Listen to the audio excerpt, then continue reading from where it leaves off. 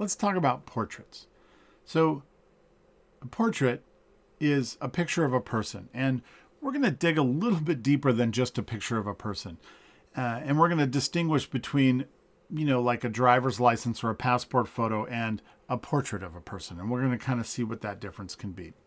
So straight off definition of it is a painting, drawing, photograph, or engraving of a person, a representation or impression of someone or something in language or on film. That's a key distinction, a representation or impression of someone or something.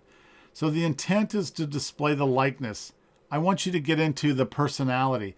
I want you to get into the mood of the person. I want you to show me something about the person. It is not a snapshot. It's a composed image. There is intent in what you're doing. There is an interaction between you and the subject that helps create this portrait. So here's some things to think about when you're taking your portrait. Think about light. Light can be used to emphasize points of interest, to create mood, to draw attention to an area. You can use it to soften the texture, to create more texture. We talked about qualities of light. You can use those qualities of light to emphasize or highlight different things in your portrait.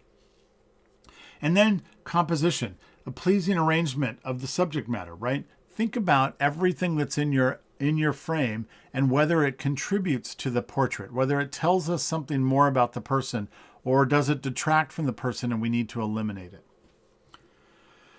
So real quickly, I'm going to talk about some lighting styles, and then we'll look at some portraits and talk about why they're a little bit more significant. So we're going to talk about these 4 lighting styles, which is Rembrandt, butterfly, loop, and split.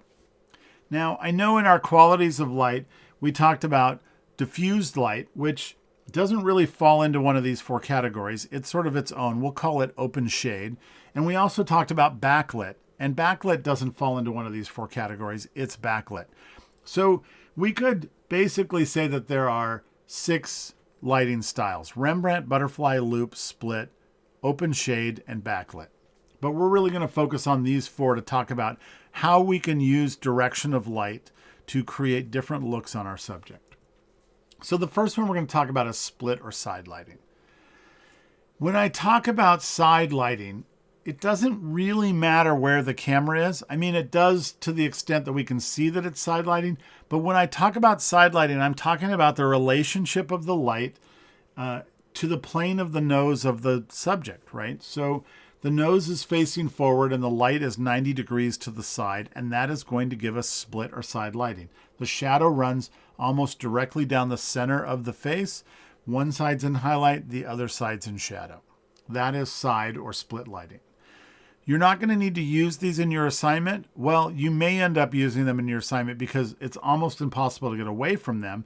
But I want you just to be aware of what they are so that you can kind of see what the light is doing while you're taking photographs. So that's at 90 degrees from the subject's nose. When we move the light to 45 degrees from the subject nose, we run into what's called Rembrandt lighting. And it's named after the painter who loved to paint this type of lighting in his paintings. And it is characterized by a triangle that falls underneath the eye on the shadow side of the face. And so this one is very specific. The light needs to be in a very specific spot so that you get that triangle. And the classic Rembrandt lighting, the triangle is the width of the eye and the height of the nose.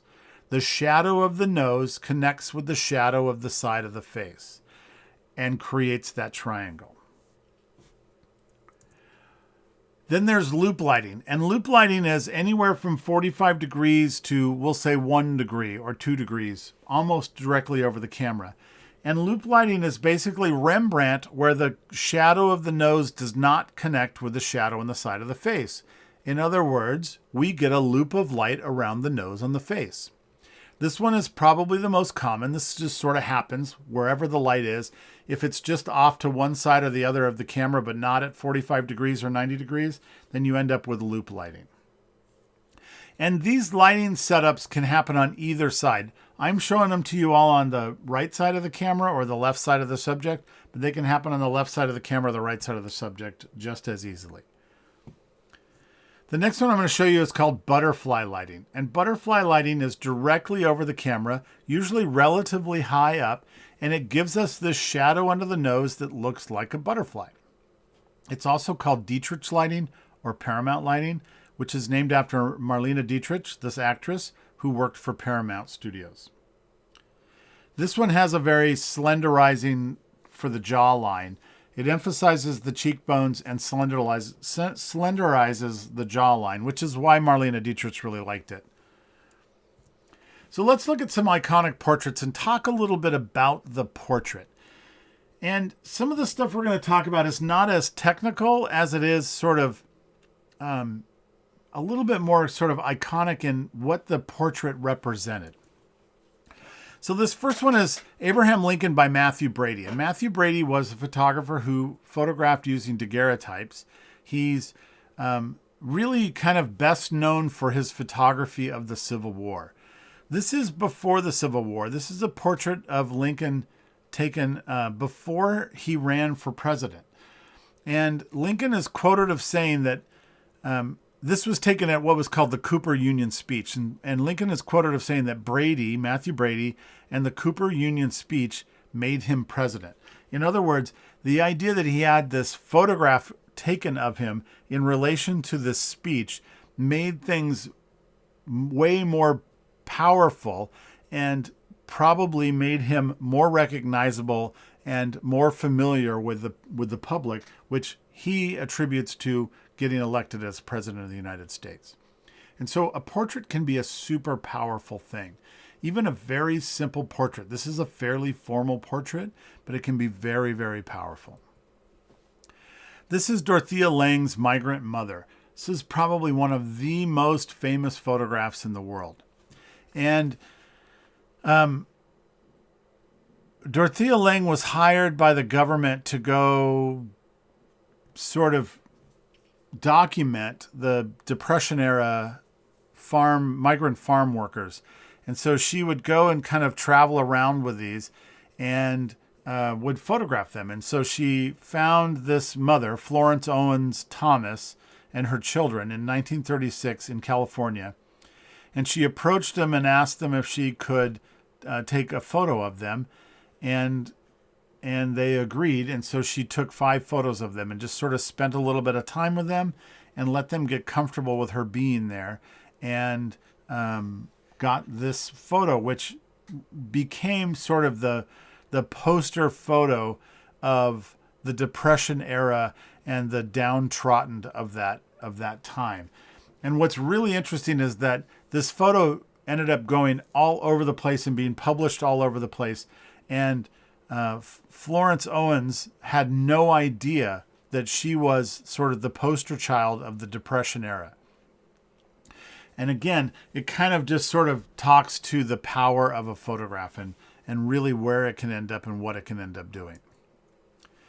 This is a photo of Elvis Presley from 1957 in a hotel lobby, just sort of up against a mirror. It's very interesting because the photographer sort of potentially kind of watched what was happening and then watched Elvis sort of slowly get closer and closer to this mirror. But then right at maybe the last second, he looked right into the camera and the photographer clicked the shutter. So even though it feels sort of like a moment where Elvis is having this moment, he is acutely aware of the camera. And that's another thing about portraits, right? Is that people are very aware of the camera. If you go up to someone and say, "Can I take your picture?" they do what I call put on their picture face. They'll stand up a little taller. They'll smile a little bit bigger. They'll turn one direction or the other or tilt their head or do something that they attribute with a really good portrait that they had taken at some point. And what I really want to start talking about is how can we get past that? How can we get them to be real in front of the camera? How can we get them to show us something about themselves and not get all posy with us? And this image is really good about that because he's not posing with Elvis. He's letting Elvis be Elvis and just sort of being present to capture it. This is Josef Karsh's portrait of Albert Einstein. And what Karsh would do would be some fairly complicated lighting, which would then require his subjects to really kind of get into a particular pose or sit in a particular spot. And his lighting was very well crafted. And so he could get his subjects sort of on board with getting into that position and doing it. This is probably his most famous photo, and probably one of the most famous photos, again, that most people have seen in one way or another. And this is Karsh's photo of Churchill. So Churchill was up speaking in Canada, and they brought Karsh in to photograph him, but they didn't tell Churchill. So Karsh got there the night before, set up all of his lights, watched the speech, which was a huge success. Churchill came off stage into this room that they had the photo set up in, and was sort of ambushed and told that they were taking his photo.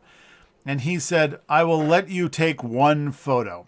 And he was feeling triumphant from his speech, and he lit up his sort of signature cigar, and he sat down and was waiting for Karsh to take the photo. And Karsh sort of didn't like the cigar in the shot, and so he asked him to take the cigar away, and he held out an ashtray for him to give him the cigar. He really just tried to sort of hint to Churchill that he wanted the cigar out of the shot, but Churchill wasn't taking the hint. And so what Karsh actually did is he leaned forward and he plucked the cigar right out of Churchill's mouth. And that shocked Churchill so much that he ended up making this face, and Karsh captured this moment. This moment that showed Churchill as sort of the most powerful man in the world, which is basically what he was at the time when this was shot, which was in 1941. Churchill was instrumental in World War II and the change that came about from World War II. So this is the other shot. Churchill was so flabbergasted by the whole thing that he said, "You can take another shot." And this is the other shot that he got. And it sort of shows this sort of joyful, happy Churchill. And he was very happy with that. This is Irving Penn's photo of Truman Capote. Now, Irving Penn created this corner in his studio from two backgrounds. And he really talked about it as a means of closing people in. And he would have everybody pose in this corner. And he said that it made some people feel secure being in there, and it made some people feel trapped. And their reaction made them quickly available to the camera. In other words, he sort of broke them down by putting them into this corner so that he could get them to be real in front of the camera and let down their picture face, right? And so he would do these corner portraits, and then he would take his subjects over and he would do this very, very exquisite posing and lighting with them. So he would remove everything from the shot but the clothing and the model, and he would dramatically light the figures, and he called them essentially living, breathing sculptures.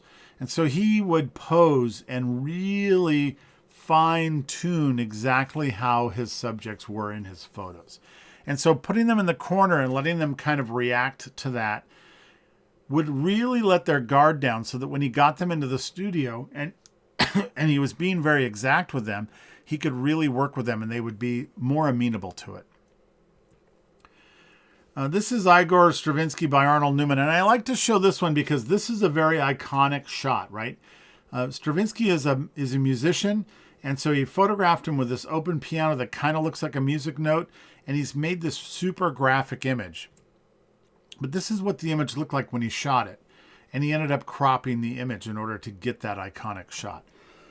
Excuse me. So think about what your final framing is going to be. And if you're not 100% sure, then shoot it what we call a little bit loose so that you have some room to crop. So you can see that when he cropped it in, it really does just make it a lot more powerful and really kind of tells the story of what we want to see without any extra extraneous details. So Philippe Halsman was a photographer who was friends with Salvador Dali. And Salvador Dali had this painting, which you can kind of see behind the cats, which is called Leda Atomicus. And that's a Dali painting that he made. And they decided to sort of do a photographic representation of it called Dali Atomicus instead of Leda Atomicus. And this is captured single frame, everything in camera. So this was sort of the idea of he is an abstract painter And so let's do or a surrealist painter. And so let's do a surreal photo of this. And they left all of the wires and all of the things in there. Now, after the photo was made, Dali actually came back and painted on it. And so this is sort of the final version of it. And you can see that there's a painting in the easel. The easel is empty here, and there's a painting in the easel. And it's cropped, and they've eliminated the wires and sort of cleaned it up so that it has a much more surreal look to it. But that painting in the frame on this is actually painted on the photograph itself by Dali. And they did this in a single take. So somebody threw a bucket of water, somebody threw cats into there, Dali jumped up in the air. They probably did about 15 of these before they really got the one that they liked. But this sort of inspired Halsman to do this jump thing. And so whenever he would photograph someone, here he is photographing Marilyn Monroe. That's him with Marilyn.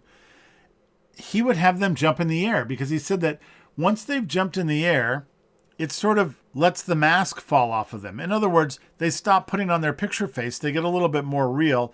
And it's sort of the idea of you had this burst of energy. You've kind of done something a little bit ridiculous in front of the camera. And so anything else is just going to be easy.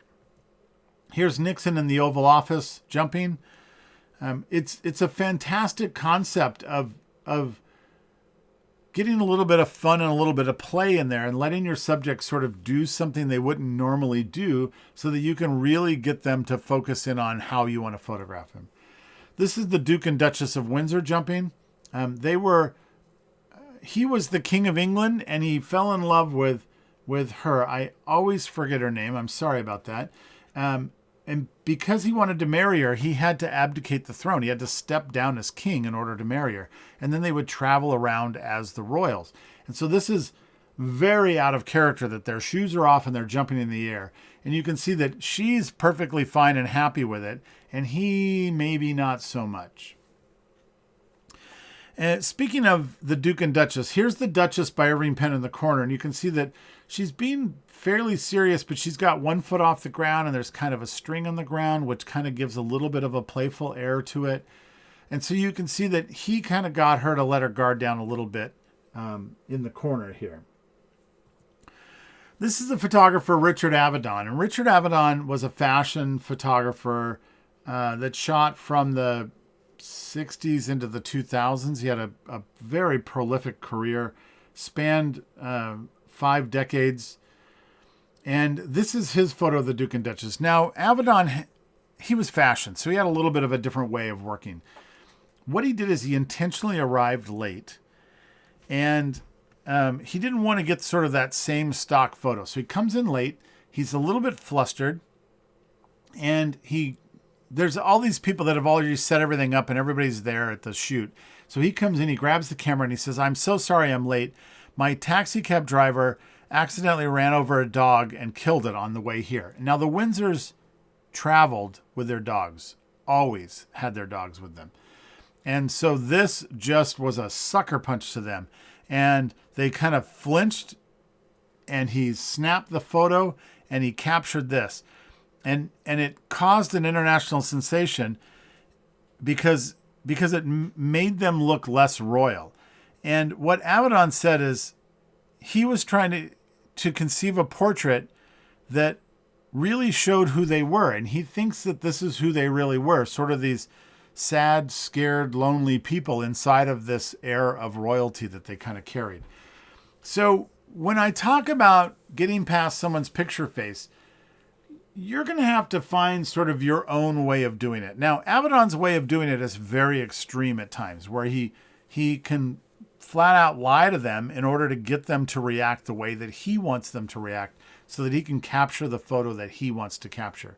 You'll have to sort of check your own scruples on that and see where you would draw the line and how far you're willing to go to get your subject to react the way you want them to react, or if you just want to have genuine interactions with them so that they react genuinely. Speaking of that, here's Avedon's series on Marilyn Monroe, shot in 1957. These are all shot on film and stripped together in a darkroom to create this giant collage. They shot for the better part of the day. And you want to talk about a picture face. Marilyn Monroe is the ultimate picture face. It's an alter ego that she had, that she would turn on and she would be this. This is sort of the perfect representation of it. It's over the top. It's everything. It's all on. It's all energy. And so Avedon spent the better part of a day doing all of these shots of Marilyn and really getting these amazing expressive reactions from her, of her really being Marilyn. And then at the end of the day, she went over and sat down and sort of let Marilyn go. And when she did that, Avedon sort of looked across the room and then walked over and asked if he could take a portrait of her. And this is the portrait that he got. And so you can really kind of see that the picture face is gone here. Marilyn is, I mean, I call this Norma Jean really, because she's really transformed back into who she was when she's not Marilyn. And it really kind of grabs that feeling. Now, he didn't trick her into doing this. He didn't sneak this photo. He went up and asked her if he could take this photo. So even though he kind of liked to sucker punch people a little bit or sort of sneak in and get something, in this case, he sort of openly asked if he could photograph it because he really wanted to capture that true essence of her. At some point in his career, he started doing this series called The American West, where he traveled all around the western United States and photographed people that he met along the way. And at some point, he met this beekeeper, and he really wanted to grab this photo of this beekeeper. He had a dream about this photo of a beekeeper and bees in certain parts of the on the body of the beekeeper. And so he found this beekeeper, and he got someone to come with bees, and they put pheromones on them so that the bees would congregate in certain areas. And apparently he took like 80 shots of this, and it took hours for him to shoot it. And this guy had to stand there unflinching with bees all over him.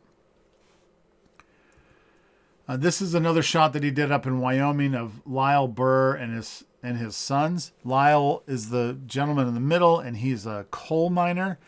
And what Avedon did in the American West series is he just set up a backdrop and a tent for lighting, and he would just invite people to come get their photos taken. He would go around town and meet people and ask them to come get photographed.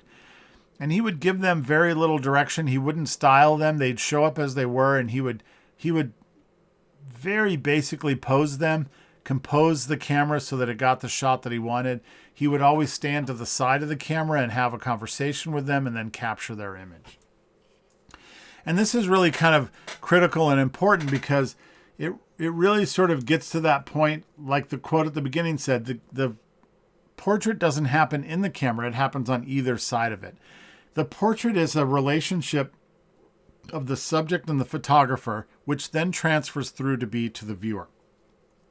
And so you want to be present so that your subject is very present with what's going on in the camera. So here's Avedon's photo of Bob Dylan. Formal, posed, very structured compositionally, beautiful soft light, lots of detail, lots going on. Great portrait of him. Now, here's Jim Marshall's portrait of Bob Dylan. A totally different take. Met up with Bob, said, let's go walk around. Dylan found this tire, started kicking it down the street. Jim Marshall was sort of dancing around him, found the right spot where the light would be good, the angle would be good, the background was going to be nice. He hoped that Dylan did something interesting in the shot or was at least semi looking towards camera, and he captured this image. Two totally different ways to go about it. So what Marshall did is, instead of posing and really being very structural and rigid with Dylan, he just let him play and just sort of hovered around him and captured images and hoped that he got one that captured the essence of what he thought Dylan was. Here's Annie Leibowitz's portrait of Pete Seeger. And this one's really an interesting one because it's a faceless portrait, right? We don't see the person's face, but there's enough clues going on in here that tell us kind of what's going on in this portrait and show us what we need to know about him. From the overalls to the dirty banjo to the rope that he uses as a strap to the verbiage that's on the banjo, all of this kind of gives us this feeling of who this person is. You can use other props and things in the shot. This is Arnold Newman's photo of Jackson Pollock. The light on Pollock is really nice. The paint buckets and paint brushes in the foreground, has a chaotic feel, which really plays nicely into Pollock's work. He's got Pollock to be sort of natural and non-posed in the background, and he's captured this great representation of Jackson Pollock. Here's Annie Leibovitz's shot of John Lennon and Yoko Ono, and this image is super powerful for a number of reasons.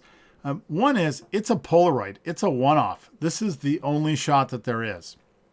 I mean, she shot other stuff, but this shot lives as a singular photo, as a Polaroid. And it was shot on December 8th of 1980. And I don't know if you know much about John Lennon and his life, but December 8th, 1980 is the day that John Lennon was shot in front of his apartment building in New York. Shot by a crazy fan with a gun, and that was the day that he was killed. And so this is the last photo of him that was taken. And they had this idea for this photo. It was roughly based on an older photo that was taken of Lennon and Ono.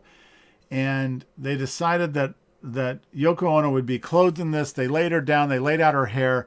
Annie had this lit. It was all set up. John Lennon wanted to be naked in the shot, and he jumped down and glommed on to Yoko Ono. And Annie took this Polaroid. I'm guessing this Polaroid was a lighting test that she shot. John looked at it and said, "That's it. You have captured our relationship in a photograph. We don't need to take any more." And that was it. And so extremely, again, one of those powerful, extremely powerful, iconic things that really kind of shows this moment that's happening. And the reason that Lennon liked it so much is that it truly did capture this moment. It's not posed. It's not scripted or structured. It just happened. And it was Leibovitz's presence of mind to capture it as it happened in front of her. And so portraits can be super powerful and really kind of give us a glimpse into who these people are or who that person is in front of the camera. And so keep that in mind when you're doing your portrait. Try to make some connection with your subject. Try to make something happen in front of the camera that really kind of works.